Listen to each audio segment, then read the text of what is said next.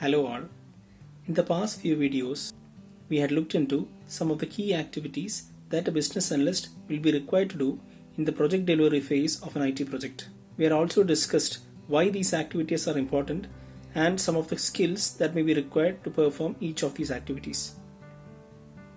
In the next couple of videos, we will look into each of these activities in detail and try to understand how one can approach each of these. To begin with, today we will look into how a business analyst can analyze the project-related documents, which we had discussed as one of the first activities that we will have to do once we join a project. My name is Kurian. Welcome to the video.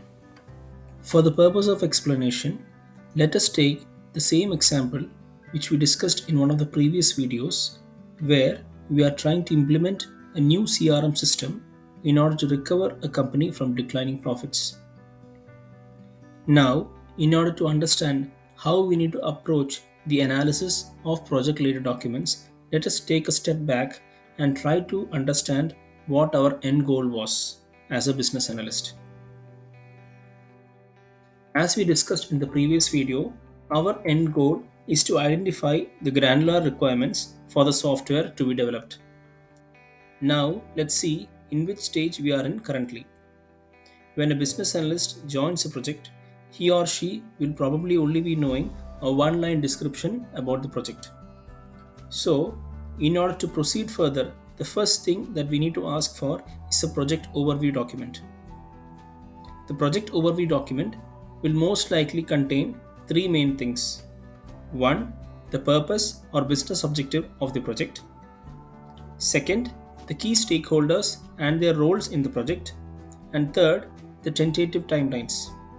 Now, all these are the basic things for us to proceed further.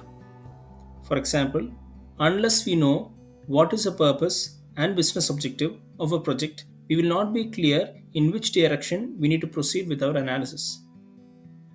Secondly, if we are not knowing who the key stakeholders of the project are, we will not know whom to approach for further details.